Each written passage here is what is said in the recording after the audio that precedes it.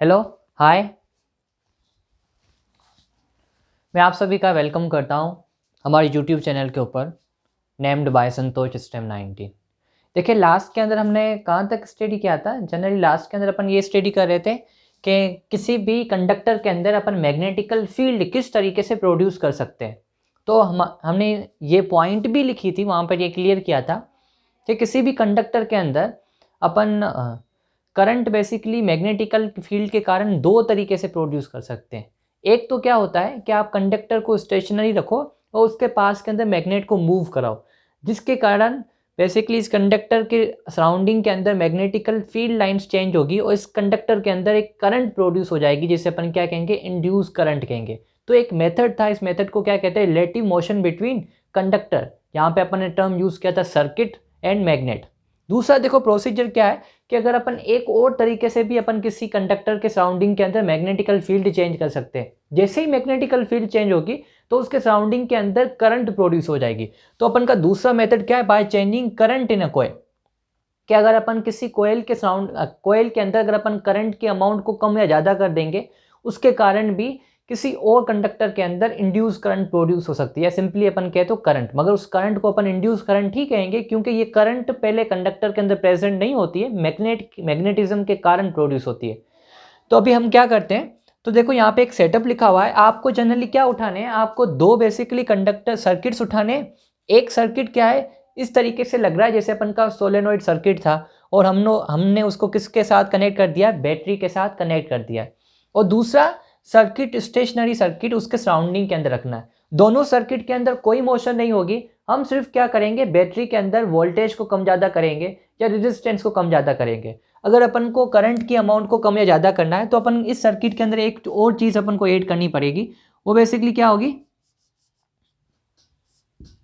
जिसे अपन क्या कहते हैं, रियोस्टेट। तो हमने एक और बेसिकली कंपोनेंट लगा दिया रियोस्टेट, क्योंकि रियोस्टेट के अंदर अपन रेजिस्टेंस की वैल्यू कम ज़्यादा कर सकते हैं। हमने ओम्स लॉ के अंदर ये पढ़ा है, अगर किसी सर्किट के अंदर रेजिस्टेंस की वैल्यू कम ज़्यादा होती है तो सर्किट के अंदर करंट की अमाउंट भी कम ज़्यादा हो जाएगी। तो आपके पास दो ऑप्शन है, या तो आप सोर्स वोल्ट का, या जो आपकी बैटरी लगी हुई है सोर्स वोल्टेज, उसका वोल्टेज कम ज़्यादा करो, जिसके कारण भी आपके सर्किट के अंदर करंट की अमाउंट कम ज़्यादा हो जाएगी। या दूसरा तरीका क्या है, आप यहाँ पे रियोस्टेट लगा दो। तो दोनों में से आप कोई भी चीज़ यूज़ कर सकते हो, दोनों भी यूज़ कर सकते हो। बस हमारा मेन मकसद क्या है कि हम इस सर्किट के अंदर करंट की अमाउंट को चेंज करेंगे।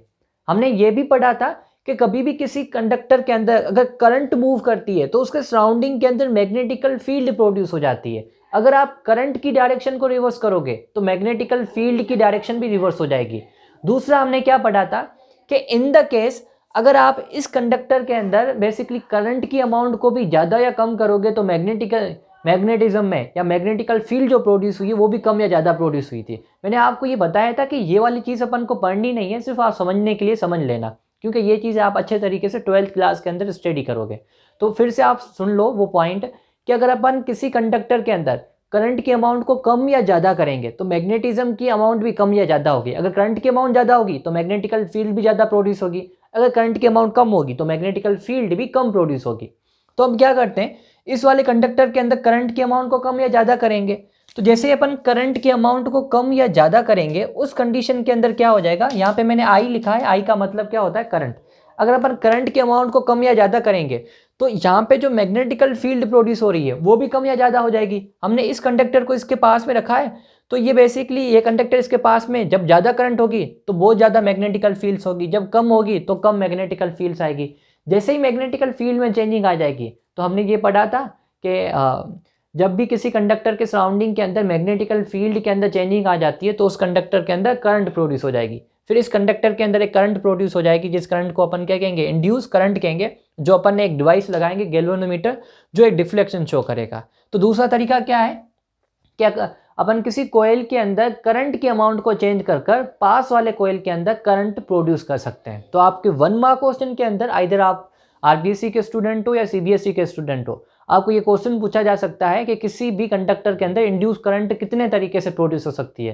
तो आपका आंसर होगा 2 तरीके से। अगर बोले राइट देयर नेम्स, तो फर्स्ट तरीका क्या होगा, by relative motion between conductor and magnet. दूसरा तरीका क्या है, मेथड क्या है, by changing current in coil. आप कोयल के अंदर करंट को चेंज कर कर किसी और कोयल के अंदर इंड्यूस करंट प्रोड्यूस कर सकते हो। तो ये दो मेथड्स होते हैं किसी भी डिवाइस के अंदर या इंड्यूस करंट को प्रोड्यूस करने के लिए। अभी यहाँ पे हमने ये जो भी अपन ने पढ़ा है वो सारी की सारी चीज़ें अपन ने थ्योरी के अंदर लिख ली है। When the current in coil first is change it cause the change in magnetical field of second coil which produce induce current. अब यहाँ पे देखो अपन एक डिवाइस यूज़ किया है जिसका नाम क्या है, गैल्वेनोमीटर।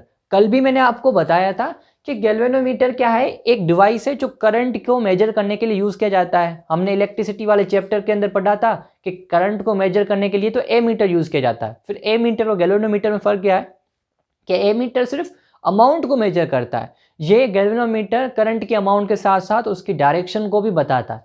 तो इस वजह से हमने एक क्वेश्चन बना दिया जो बेसिकली बहुत ही बेस्ट क्वेश्चन है एग्जाम के हिसाब से, और ये आपको पूछा जा भी सकता है। क्या है, डिफाइन गैल्वेनोमीटर, किसी भी तरीके से आ सकता है। तो आंसर क्या होगा, it is a device used to measure the amount of current and its direction. It can be represented by G. इसको रिप्रेजेंट कैसे करते हैं, अपन जी से रिप्रेजेंट करते हैं और ए मीटर को अपन ए से रिप्रेजेंट करते हैं।